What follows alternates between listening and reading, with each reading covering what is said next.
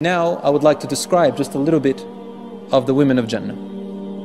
The hadiths and the ayat in the Quran have not described the women of this world who enter Jannah. But what have they described? They've described the women who are created in Jannah, the Hur al-Ain.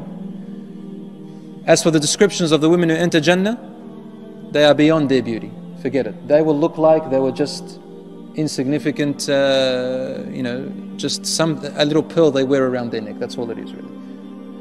So the Hur in Jannah, the women of Jannah, the crown or a tiara that she wears on her head.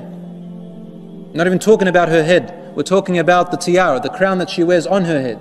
From her beauty, it is better than the whole world and everything that's on it. In another hadith, which is also sahih, he said, if her face were to be shown to the people of the world, there will be a world conflict over this one woman. Forget about all the women that you've ever heard about or seen in this world. They are not even worth, wallahi, an atom's worth of span's length of a hair, of a thread of hair of the women of Jannah. In another hadith, if she spat in the ocean of this world, how salty is the ocean? If she spat in the ocean of this world, it'll turn it sweet. Allah subhanahu wa ta'ala describes them in the Quran, Hur'een, lustrous eyes, lustrous big eyes, beautiful lustrous big eyes. In another hadith, it talks about black eyes.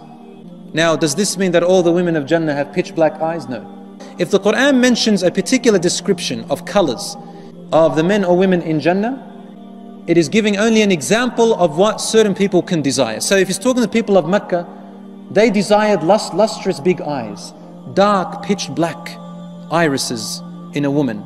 So Allah says, for you, you will have that. In other words, if this is what you desire, you're going to get it. If you desire blue eyes, you're going to get it. If you desire green eyes, you're going to get green eyes. If you desire different colored eyes, you'll get them. Allah says in the Quran, they will have in Jannah everything that their nafs, your temptations, your lusts, your desires inside of you tempt for. Anything the nafs desires for, you can have it. Allah subhanahu wa ta'ala says, whatever the eye wants to taste, meaning to look at, they will have it in Jannah.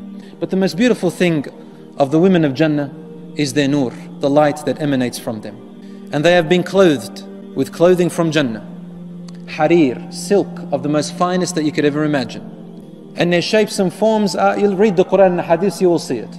So you see your wife in Jannah. Now there is a question. Is it your wife that is in this world? You will see her again in the hereafter. Or is it another wife? Or is it women that Allah has created? Is it the same man that you will get?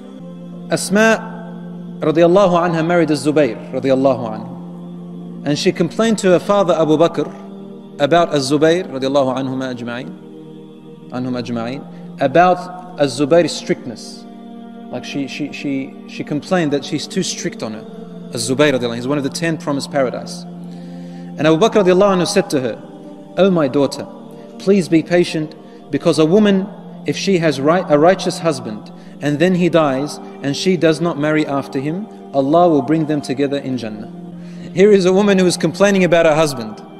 In other words, if it's a woman today, they'll say, oh my God, I'm complaining about him here and I'm going to be with him for eternity in the hereafter. I'm never going to get married ever. Or I can't wait till he dies so I can marry someone else. It's not like that. Remember, brothers and sisters, you have to try and understand.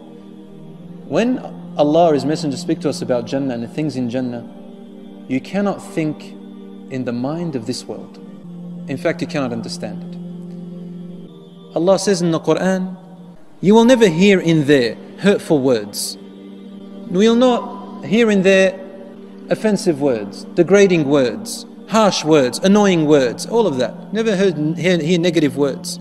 So whatever you say, you can talk anything you want, but every speech that is said in Jannah, you receive the feeling of peace from it. So that spouse you have in this world who has struggled, and you may not have a pleasant life with him or her, in Jannah, if they are righteous, that's the condition, they'll be a totally different form.